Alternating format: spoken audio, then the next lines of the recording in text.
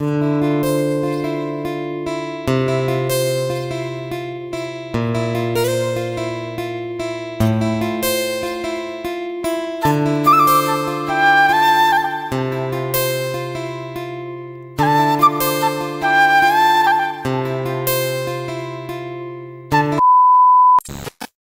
Everyone, চলে এসেছি আজকে আবারও একটা নতুন ভিডিওর সাথে। তোমরা কেমন আছো বন্ধুরা? আশা করি তোমরা অনেক ভালো আছো। তোমাদের ভালোবাসায় আমিও অনেক ভালো আছি। সকালের আকাশটা আজকে কিন্তু ভীষণ ভালো লাগছিল। আজকে সকাল থেকেই ব্লগটা শুরু করে দিলাম। নতুন একটা দিন, নতুন একটা ব্লগ শুরু করলাম।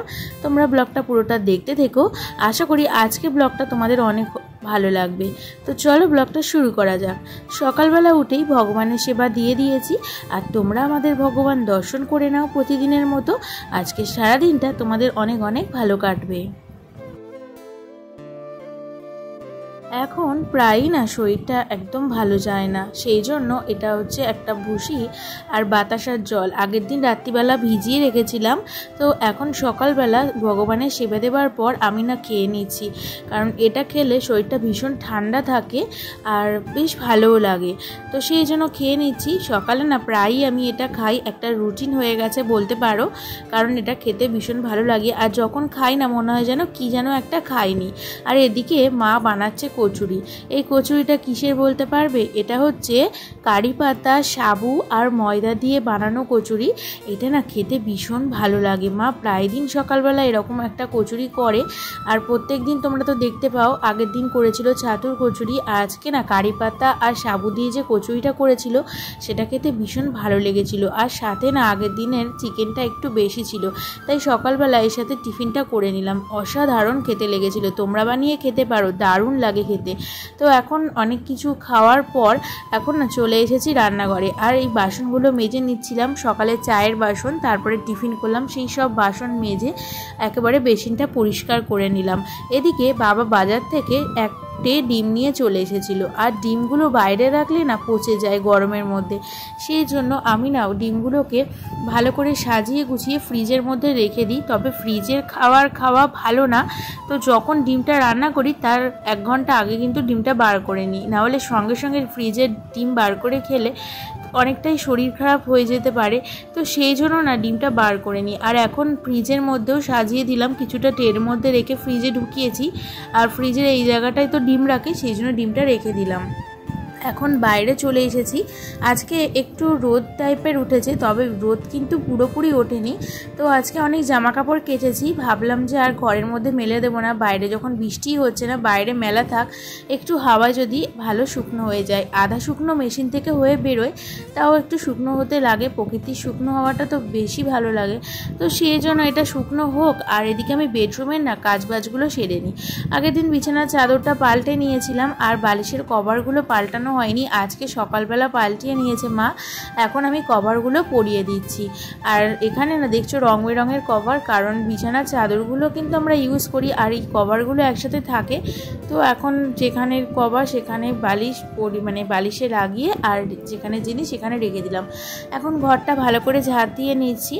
আজকে কিন্তু ওয়েদারটা ভালো, তাই কাজ করতে একটুও কষ্ট হচ্ছে না, গরমও হচ্ছে না, বেশ ঠান্ডা ঠান্ডা। জানি না পুজোতে বৃষ্টি হবে কিনা, তবে বৃষ্টি হলে কিন্তু অনেকের অনেক ক্ষতি হয়ে যাবে।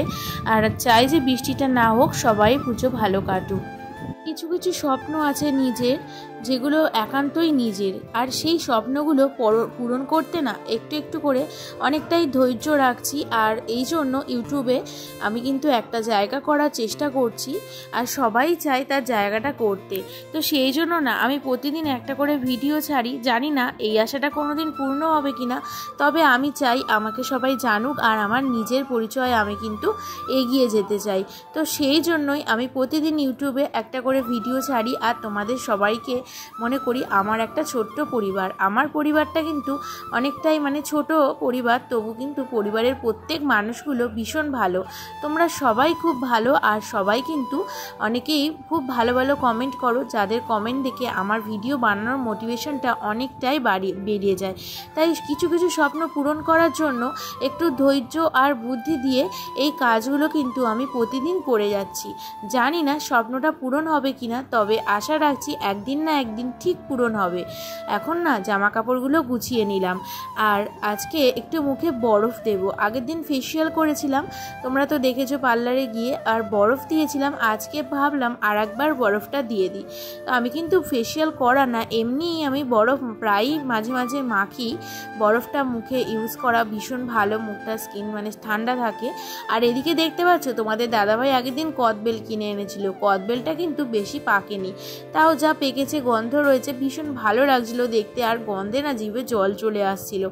তো ভাবলাম আজকে মেখে নিই, আমি একটু ঝাল খেতে ভালোবাসি, সেই জন্য কাঁচা লঙ্কাটা দিয়ে দিলাম, আর সাথে একটু অল্প তেল দিলাম, আর ধনেপাতা ছিল সেটাও কুচিয়ে দিয়ে দিলাম, বেশি কিন্তু কিছু দিইনি।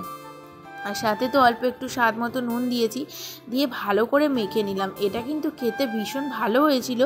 আর তবে এটা না মানে আধ কাঁচা, খুব একটা পাকেনি, তো যাই হোক ভালোই লেগেছিল। আর পুজো চলে এসেছে, ফেসিয়াল করেছি তো কি হয়েছে, বাড়িতে তো স্কিন কেয়ার করতে হবে, কারণ সারাদিন কাজবাজ করার পরে মুখে তো ট্যান পড়ে, আর বাইরে তো বেরোই, সেজন্য আরোই ট্যান পড়ে। তো সেই জন্য ট্যানটা রিমুভ করার জন্য এই ফেস প্যাকটা না অনেক দিন মাখা হচ্ছে না, তো আজকে ভাবলাম ফেস প্যাকটা মেখে নিই। আজকে একটু অন্যরকম সিস্টেম করেছি, মানে ফেস প্যাকটার মধ্যে আমি একটু বেসন মিশিয়ে দিয়েছিলাম, যার জন্য মানে স্কিনটা না একদম গ্লোয়িং, মানে চকচক করছিল। আর এদিকে একটু বরফ জল মানে ঠান্ডা জল মিশিয়ে ভালো করে ব্লেন্ড করে নিয়েছি, কারণ ব্লেন্ডটা না করলে মুখে ইউজ করা যাবে না, তো সেই জন্য ভালো করে ব্লেন্ড করে নিয়েছিলাম। তো চলো এবার ব্লেন্ড করা হয়ে গিয়েছে, মুখে ইউজ করি। তো দেখো এরকম একটা টেক্সচার চলে এসেছে, এবার না এটা ইউজ করি। আমি জানি না বেসনের সাথে কোনো দিন মাখা যায় কি না, তবে আজকে আমি একটা নিউ টেকনিক ট্রাই করলাম, তো সেই জন্য বেসনের সাথে লাগিয়েছিলাম। তবে জানো তো ভীষণ ভালো কাজ দিয়েছে, এমনি কাজের থেকে যখন এমনি প্যাকটা মাখতাম তার থেকেও বেশি বেসনটা দিতে মুখটা একদম ক্লিন হয়ে গেছিলো, যেটা ভীষণ ভালো লাগছিলো। এখন না মুখে চটপট করে লাগিয়ে নিয়ে 15 মিনিট রেখে দেবো, তারপরে মুখটা ওয়াশ করে নেব। আজকের ভিডিওটা বন্ধুরা তোমাদের কেমন লাগলো অবশ্যই কিন্তু কমেন্টে জানিও। যদি ভালো লেগে থাকে অবশ্যই সাবস্ক্রাইব করে দিয়ে আমার পাশে থেকো। আজকের মতো টাটা।